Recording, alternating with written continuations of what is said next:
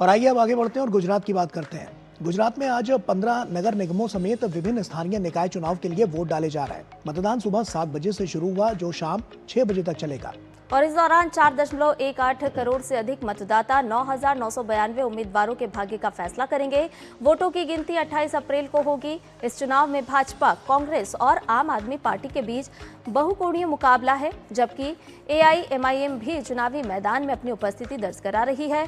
शांतिपूर्ण मतदान के लिए राज्य भर में 29,000 मतदान भवनों पर 3 स्तरीय सुरक्षा व्यवस्था भी तैनात की गई है। कड़ी सुरक्षा है, CCTV कैमरों से निगरानी की जा रही है। संवेदनशील केंद्रों पर विशेष दस्तों को तैनात किया गया है। और गुजरात में कौन मारेगा बाजी, ये बड़ा सवाल है। चुनावी मैदान में कुल 9,992 उम्मीदवार हैं। मुख्यमंत्री भूपेंद्र भाई पटेल ने इस चुनाव को लोकतंत्र का पवित्र उत्सव बताते हुए 100% मतदान की अपील भी की है। तो 15 नगर निगमों में सीधा मुकाबला देखने को मिलेगा। कुल 84 नगर पालिकाओं में वोटिंग अभी जारी है।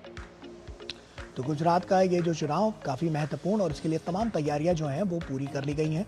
और ऐसे में 34 जिला पंचायतों पर सियासी जंग जो है वो साफ तौर पर देखने को मिलेगी। 260 ऐसी तालुका हैं जहां पंचायतों में कांटे की टक्कर नजर आ रही है। और जो दूर दराज के इलाके हैं वहां पर भी ये चुनाव काफ़ी महत्वपूर्ण रहता है, क्योंकि अलग अलग इलाकों और क्षेत्र में मुद्दे भी अलग अलग हैं। ऐसे में क्या कुछ होता है ये देखने वाली बात होगी। और साफ तौर पर जिस तरह से 49,000 से अधिक मतदान केंद्र स्थापित किए गए हैं राज्य भर में, वो अपने आप में नई और बड़ी वानगी पेश करते हुए नजर आ रहे हैं। 4.18 करोड़ मतदाता यहाँ पर वोट डालेंगे, जिसकी शुरुआत हो चुकी है। और 9,992 उम्मीदवार चुनावी मैदान में हैं। सुमन हमारी सहयोगी हमारे साथ जुड़ रही हैं। सुमन का ही रुख करते हैं। सुमन, साफ तौर पर देखें तो तमाम ऐसे मुद्दे हैं जो प्रभावित तो हैं ही हैं। ये चुनाव किस तरह से एक बड़ा मार्जिन सेट करता हुआ नजर आएगा और क्या कुछ अब की बार इस चुनाव में नया हो रहा है चुनाव आयोग द्वारा?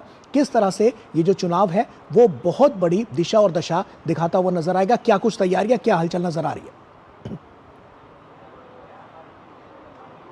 जी बिल्कुल, अभी हम लोग अहमदाबाद के शीलज में मौजूद है। यहाँ पर सुबह से ही लोग जो है वो बड़ी संख्या में वोटिंग के लिए आ रहे हैं। जब हम बात करते हैं कि इस बार के इलेक्शन में खास क्या है, तो गुजरात के इस बार के इलेक्शन में ये खास है कि OBC रिजर्वेशन 27% मिलने के बाद जो है ये गुजरात में इस तरीके के पहले चुनाव जो है स्थानीय निकाय चुनाव पहले हो रहे हैं। और साथ में ही इस बार 9 नई नगर पालिका जो है उनमें भी इलेक्शन किए जाने हैं, जिसमें वापी है, नडियाद है, नवसारी है, महसाना, सुरेंद्र नगर, ये कई जो नई महानगर पालिका है इनमें इस बार इलेक्शन होने हैं। 7 नई नगर पालिका जो है उसमें यहाँ पे इस बार इलेक्शन होने हैं। कई तालुका पंचायत में भी नई जो सीट्स है वहाँ पर इलेक्शन होने हैं।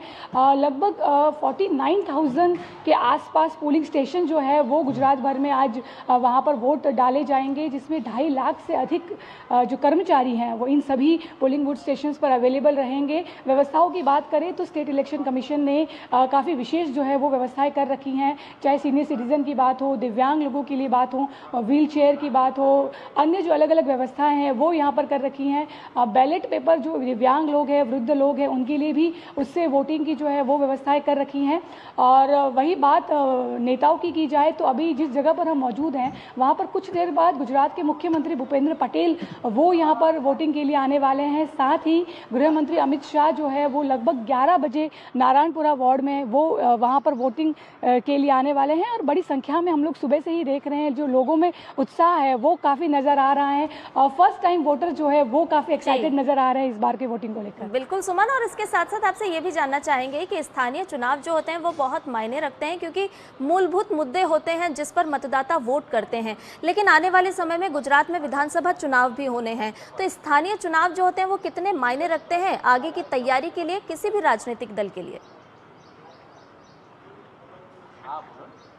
बिल्कुल, स्थानीय चुनाव जो है वो हम एक तरीके से कह सकते हैं कि जो आगे आने वाले विधानसभा चुनाव होते हैं उसकी एक मुख्य भूमिका जो है वो अदा करते हैं। लोगों के जो मुद्दे होते हैं, खास तौर पर हम देखते हैं जो ग्राउंड लेवल पर लोगों के मुद्दे हैं, चाहे पानी की व्यवस्था है, चाहे स्वच्छता की व्यवस्था है, डेवलपमेंट की व्यवस्था है, इन सभी को लेकर जो ग्राउंड लेवल के मुद्दे होते हैं वो स्थानीय निकाय चुनावों में जो है वो बढ़ चढ़ कर सामने आते हैं। लोगों की उम्मीद जो होती है वो भी उन्हीं मुद्दों को लेकर होती हैं। और जब इस तरीके के स्थानीय निकाय चुनाव इतनी बड़ी आप समझिए कि लोकतंत्र का एक बड़ा सा जो उत्सव है उस तरीके से किया जाता है। लोग भी बड़ी भागीदारी के साथ लेते हैं और जिस भी पार्टी को वो अपना सपोर्ट करते हैं, जिस भी दल के साथ वे अपने जाते हैं, वो आगे आने वाले उनकी जो जगह है जहाँ लोग रहते हैं, जो उनका एरिया है, उसके डेवलपमेंट की पूरी दिशा जो है वो तय करते हैं। और बिल्कुल स्थानीय चुनाव जो होते हैं वो विधानसभा चुनाव की एक तरीके से तैयारी के रूप में हम लोग देख सकते हैं। आप यहाँ पे विजुअल्स में भी देख सकते हैं कि बड़ी संख्या में जो लोग हैं वो आ रहे हैं। सीनियर सिटीजन खास तौर पर यहाँ पर आ रहे हैं। पुलिस बल जो है वो यहाँ पर तैनात है,